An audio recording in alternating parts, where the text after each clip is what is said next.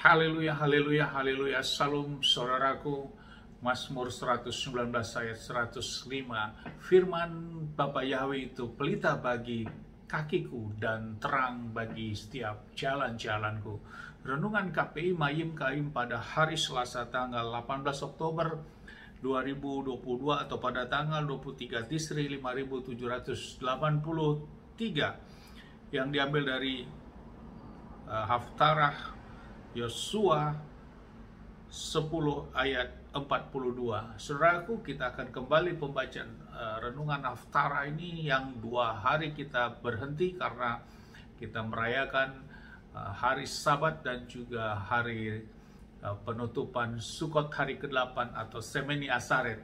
Dalam hari-hari seperti itu memang renungan firman tidak dinaikkan, saudaraku, dan kita kembali untuk mendengarkan renungan pagi ini, saudaraku. Dalam Yosua 10 ayat 42 berkata demikian, dan hanya dengan sekali pertempuran saja Yosua mengalahkan raja-raja dan merebut negeri mereka itu, sebab Yahweh Elohim Israel berperang bagi Israel. Saudara perikop yang baru saja kita dengarkan dalam bacaan renungan Haftarah ini adalah tentang Israel menaklukkan daerah selatan, saudaraku. Daerah selatan dari wilayah tanah Kanaan ini, saudaraku, dan Mose, Yosua maksud kami, saudaraku, memimpin bangsa Israel ini, dan setiap menemukan kota-kota dan negeri yang ada di sebelah selatan ini, Bapak memerintahkan untuk menumpas mereka, saudaraku. Dan di sini dicatat ada 7 kota atau 7 negeri yang ada yang dikuasai oleh Israel, saudaraku, di wilayah selatan. Ada Makeda, ada Libna, ada Lakhis, ada Horam, ada Eklon, ada Hebron, dan ada Debir, saudara. Itulah nama-nama kota. Namun, saudaraku, di dalam peperangan ini Bapa Yahweh menetapkan bukan hanya menguasai seperti itu, saudaraku, namun semua penduduknya dibunuh, saudaraku, dan juga rajanya. Bila kita renungkan firman ini, saudaraku, betapa darah mengalir di mana-mana pada waktu itu, saudaraku, dan betapa suatu hal yang sangat mengerikan tentunya, saudaraku, bila hal itu kita renungkan. Pertempuran, saudaraku, sesuatu hal yang tentu tidak ada situasi yang nyaman dalam situasi pertempuran, saudaraku.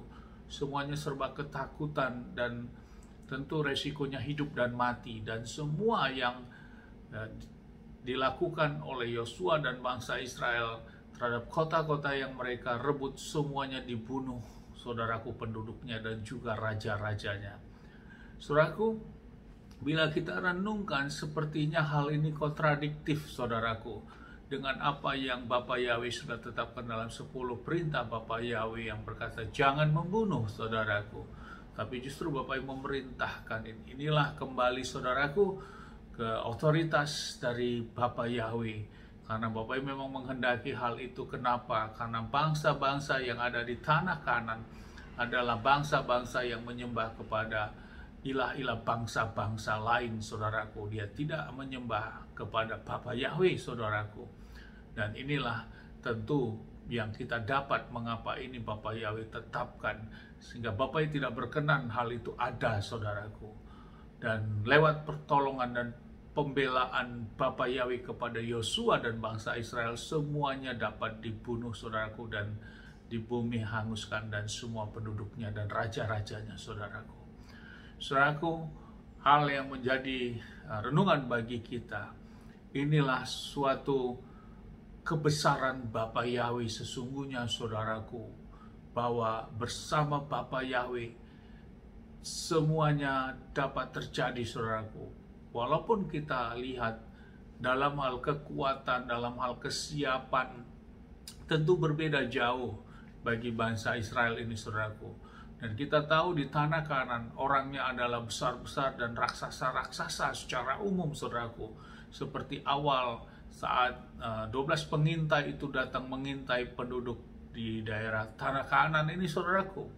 Dan mereka perkasa-perkasa dan raksasa-raksasa, namun semuanya bisa ditumpas oleh Yosua, pimpinan Yosua, oleh bangsa Israel ini. Karena apa, saudaraku? Karena Bapa Yahweh di pihak mereka. Seperti halnya di kitab Roma 8 ayat 31b yang berkata, jika Elohim di pihak kita, siapa yang dapat menentang atau melawan kita? Dan ini jelas dinyatakan dalam perjalanan bangsa Israel memasuki tanah Kanaan ini, saudaraku. Sehingga dengan melihat situasi ini tentu menyebabkan bagi bangsa Israel seharusnya sampai keturunannya mereka tidak meragukan siapa yang Tuhan mereka sembah, dan mereka tidak akan lari dari penyembahan-penyembahan mereka. Karena sesungguhnya Tuhan yang mereka sembah dan yang kita sembah juga saat ini, yaitu Elohim Yahweh Sebaot, Tuhan pencipta alam semesta ini, yang memiliki kuasa dan otoritas tertinggi dari segala apapun. Dan bersama Bapa Yahweh semuanya tidak ada yang mustahil, saudaraku. Sama seperti halnya yang dilakukan Yosua atau bangsa Israel ini. Lewat itu tentu seharusnya terpatri di dalam pikiran bangsa Israel, tidak akan menyembah kepada yang lain, hanya kepada Bapa Yahweh. Namun saudaraku, hal ini ternyata tidak seperti itu. Dalam kelanjutan pembacaan Haftarah atau kitab-kitab selanjutnya, bangsa Israel yang tegar tengkuk ini justru berpaling dan menyembah kepada bangsa ilah-ilah bangsa lain, saudaraku. Dan inilah yang menjadi renungan bagi kita dalam kita menjalani kehidupan ini. Kita menghadapi masalah-masalah apapun, beban masalah apapun. Dan ini saya analogikan bagaimana bangsa-bangsa yang diperangi oleh Yosua ini, saudaraku. Dan masalah-masalah kita itu, beban masalah keluarga, kesehatan, keuangan kita, ekonomi kita, juga masalah pendidikan, studi, dan yang lain sebagainya yang kita anggap itu masalah di depan kita, saudaraku. Kita percaya, saudaraku, bangsa Israel yang menyembah kepada Bapa Yahweh, yang sama yang kita sembah saat ini, saudaraku. Bapa Yahweh yang tidak pernah berubah dari dahulu, sekarang, sampai selama-lamanya. Dan kita percaya bahwa pertolongan Bapa Yahweh itu sempurna adanya, dan tidak ada kuasa yang lebih besar daripada kuasa yang Bapa Yahweh berikan. Saudaraku, jangan ragukan ini. Jangan bimbangkan hal ini dalam hidup kita, untuk kita menghadapi masalah apapun. Dan kita tetap datang menyembah kepada Bapa Yahweh, dan kita lakukan perintah dan ketetapannya, dan kita minta, saudaraku, untuk pertolongan Bapa Yahweh membuka setiap jalan keluar semua masalah-masalah kita. Namun tetap posisi hati dan hidup kita dalam keadaan kita selalu ada damai sejahtera di dalam hidup kita. Dan itulah yang harus kita jalani. Mungkin kita saat ini pada posisi titik terendah dari hidup kita. Namun tetap, saudaraku, kita harus survive, kita harus menjadi radikal terhadap penyembahan Bapa Yahweh yang tidak akan tergoncangkan atau tergoyangkan oleh apapun. Karena apa, saudaraku? Dan di balik semua kehidupan ini ada kehidupan keabadian. Dan sang pemilik kehidupan abadi itu, sang pemilik tempat yang abadi, yang memiliki damai sejahtera dan sukacita besar selama-lamanya, yaitu Samayim, hanya Bapa Yahweh di dalam Adonai Yeshua HaMashiach.